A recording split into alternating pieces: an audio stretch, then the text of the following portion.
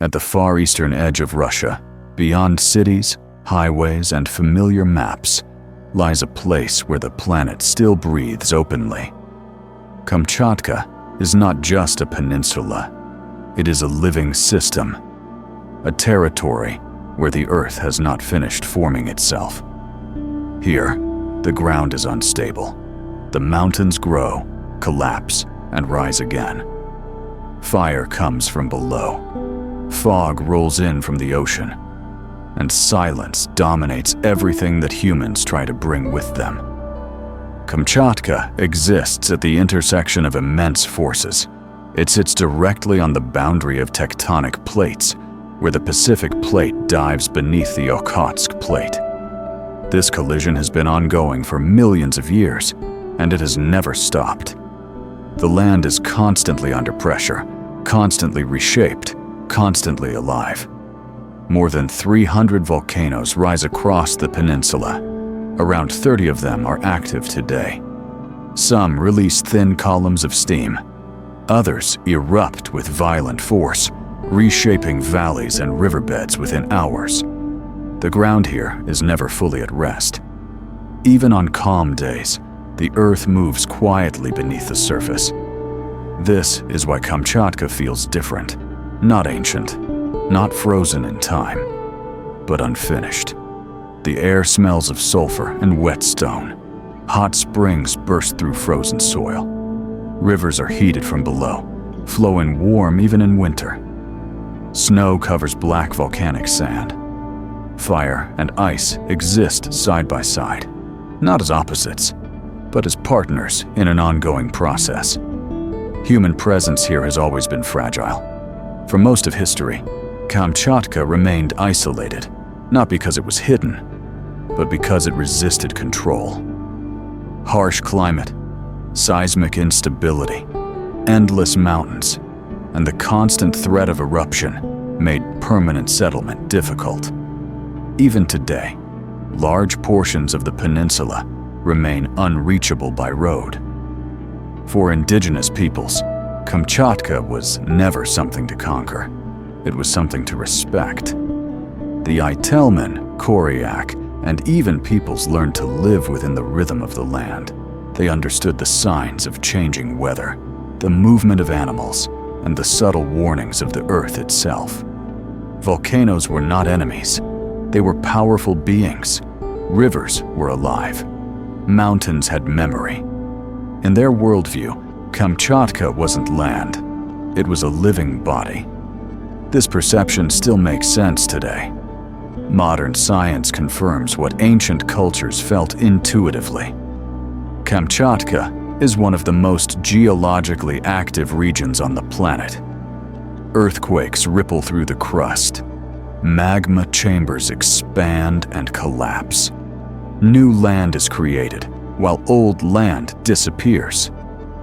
One of the most striking examples of this living Earth is the Valley of Geysers. Hidden deep within a volcanic canyon, it is one of the largest geyser fields on Earth. Boiling water erupts rhythmically from the ground, driven by heat rising from deep below the crust. The landscape changes constantly.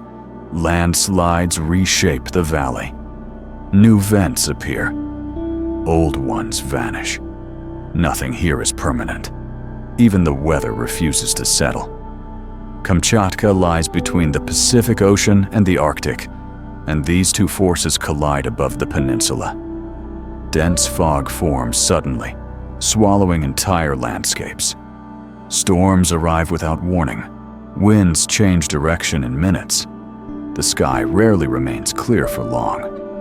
This instability is not chaos. It is balance in motion. Life here has adapted to extremes. Brown bears roam freely, feeding on salmon that return each year in vast numbers. The rivers are so rich that they seem unreal, crowded with movement beneath the surface.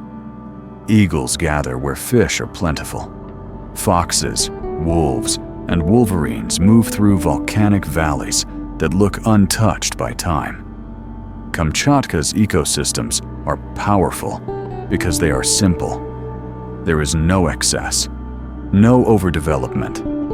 Everything that exists here serves a purpose, shaped by constant pressure from climate and geology.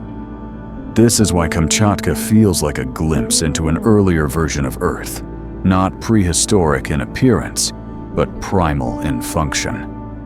A reminder of how the planet behaves when human influence is minimal. Standing on a volcanic ridge, surrounded by mist and silence, it becomes clear why Kamchatka is often described as one of the last truly wild places on Earth. There are no fences here, no borders that matter. The land decides where you can go and where you cannot. Roads end abruptly. Trails disappear under ash and snow. Communication fades. Technology becomes unreliable. The Earth sets the rules, and everything else adjusts or fails. Kamchatka does not invite visitors. It tests them. Those who come here do not leave unchanged. Not because of danger alone, but because of scale. The peninsula forces perspective. It reduces human ambition to something smaller, quieter, and more honest. This is not a place of conquest. It is a place of presence. And this is only the beginning. Because deeper into Kamchatka, beyond the volcanoes visible from the air, lies a more unsettling truth. A world where the Earth's power is not just seen, but felt beneath your feet, in your breath, and in the constant awareness that this land is still being born. In the next part, we will go further into the heart of fire, instability, and the thin line between life and destruction. To understand Kamchatka, it is not enough to look at its volcanoes from a distance. You have to understand what lies beneath them. Deep below the surface, kilometers under rock and ice, the Earth is in constant motion.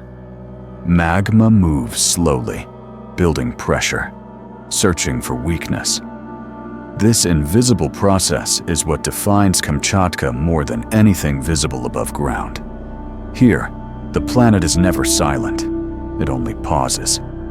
Earthquakes are part of daily life. Most are small, barely noticeable. Others shake the land violently, reminding everyone how thin the crust truly is. Buildings are designed to move. People learn to read the signs. Dogs grow restless. Birds lift into the air. The ground hums before it shifts. Kamchatka is one of the few places on Earth where volcanic processes can be observed almost in real time. Lava flows carve new channels. Ash clouds reshape landscapes. Entire hillsides collapse after eruptions, creating new valleys where rivers will later form. The peninsula is not stable by design. Stability here would mean death. One of the most extreme regions is the Klyuchevskaya volcanic group. Towering above the surrounding plains, it is home to Klyuchevskoy, the highest active volcano in Eurasia. Its eruptions are frequent and unpredictable. Lava fountains rise into the night sky. Ash falls over vast areas, turning snowfields gray and black. Nearby stands Tolbachik, whose massive fissure eruptions in recent decades created entirely new lava fields. Forests were buried, rivers were redirected. What once was green became black, warm and steaming. And yet, life returned. Within years, mosses appeared, insects followed, then birds. The land, still warm from below, became fertile again. Kamchatka demonstrates a truth that is uncomfortable for humans to accept. Destruction is not the opposite of life. It is often a requirement for renewal. This cycle repeats everywhere on the peninsula. Fire destroys, and fire creates. The same forces shape Kamchatka's hydrothermal systems. Hot springs bubble through frozen ground. Mud volcanoes burst and collapse. Acidic lakes shimmer in unnatural colors: turquoise, yellow, milky white. Their chemistry too harsh for most life. These places feel alien, almost hostile. Steam rises constantly. The air burns your lungs. The ground can collapse without warning. And yet, even here, microscopic organisms thrive. Life adapts, not despite the extremes, but because of them. Kamchatka is a living laboratory of resilience. For humans, however, this environment demands humility. Settlements are small and scattered. Roads are few. Many areas are accessible only by helicopter. Weather can ground flights for days. Supplies are limited. Evacuation is never guaranteed. This isolation has shaped a particular mindset. People here do not rush. They plan carefully. They listen to the land. There is a quiet understanding that control is an illusion. Even modern technology feels fragile. GPS signals fail in deep valleys. Communication drops during storms. Machinery breaks down under ash and cold. Kamchatka reminds us how dependent we have become on systems that require stability to function. The ocean adds another layer of power. Kamchatka's coastline faces the open Pacific, where storms gather momentum across thousands of kilometers. Waves crash relentlessly against volcanic cliffs. Fog rolls in thick and heavy, erasing distance and direction. The sea here is not a boundary, it is another force. Cold currents bring nutrient-rich waters, supporting immense marine life. Whales migrate along the coast. Seals gather on rocky shores. Seabirds fill the sky in numbers rarely seen elsewhere. The connection between land and ocean is immediate and visible. Salmon are the clearest example. Every year, millions return from the ocean to the rivers of Kamchatka. They fight upstream through volcanic valleys, past bears and eagles, driven by instinct older than the mountains themselves. Their journey feeds the entire ecosystem. Bears grow strong. Forests receive nutrients carried inland by predators. Even volcano-shaped valleys benefit from this cycle. Nothing here exists alone. This interconnectedness is why Kamchatka remains one of the most intact ecosystems on Earth. Human impact arrived late and remains limited. There was no large-scale agriculture, no industrial cities spreading outward, no ancient empires carving the land into ownership. Kamchatka was never fully claimed. It was endured, and because of that, it remains real. But there is a deeper tension beneath the surface. The same forces that sustain Kamchatka also make it fragile. Climate change is beginning to shift patterns. Glaciers retreat. Permafrost weakens. Landslides become more frequent. The land is alive, but that also means it is sensitive. Kamchatka stands at a threshold, a place where Earth's power is undeniable, yet increasingly vulnerable to changes originating far beyond its borders. What happens here is not isolated. It is a signal. In this land of fire and fog, of constant creation and destruction, Kamchatka reveals something essential about our planet. The Earth does not break suddenly. It changes gradually until it does not.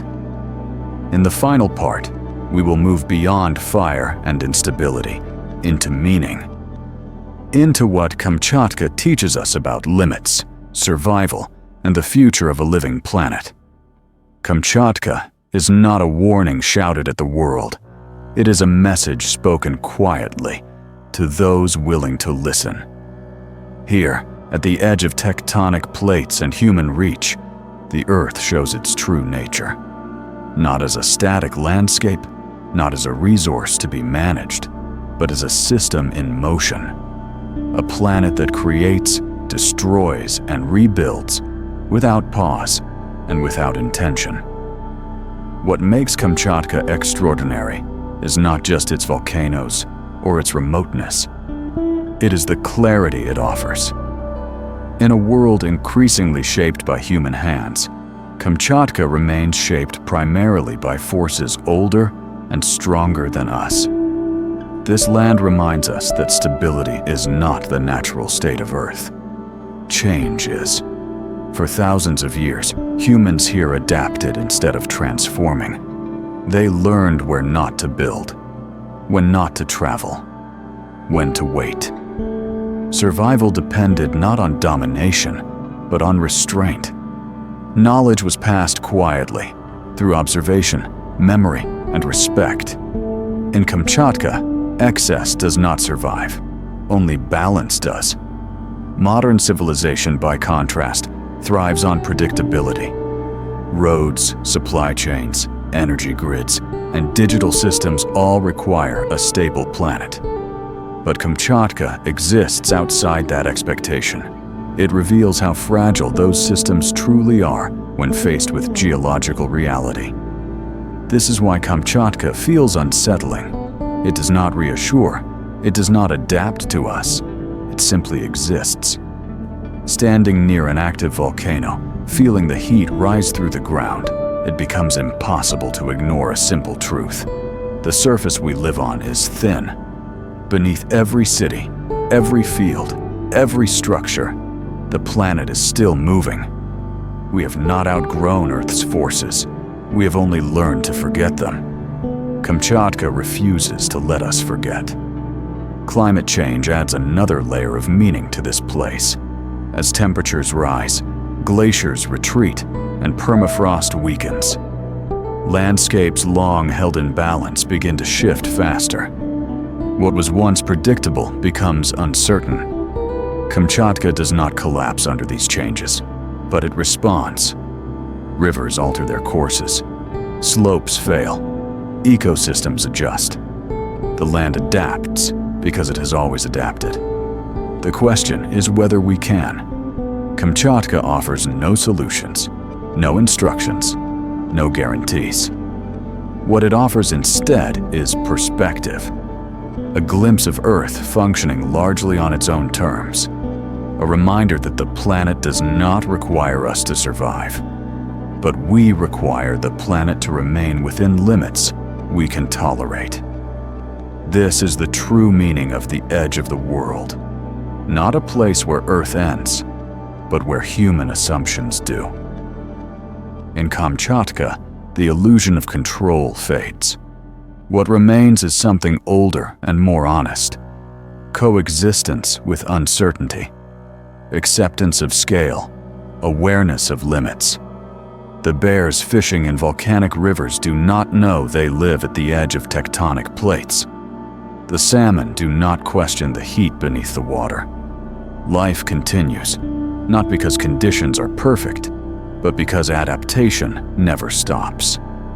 Kamchatka is not frozen in the past. It is not untouched paradise. It is a living present. And that is what makes it so rare. As the world grows more connected, more developed, and more controlled, places like Kamchatka become increasingly important. Not as destinations, but as references. As reminders of how Earth behaves without constant intervention. They show us what resilience looks like, what humility feels like, and how small we truly are. Kamchatka does not promise safety. It offers understanding. In the end, this land teaches a quiet lesson. The Earth is not fragile in the way we imagine. It is powerful, adaptive, and alive. What is fragile is our place within it. And at the edge of the world, where fire rises from below and fog hides the horizon, that truth becomes impossible to ignore.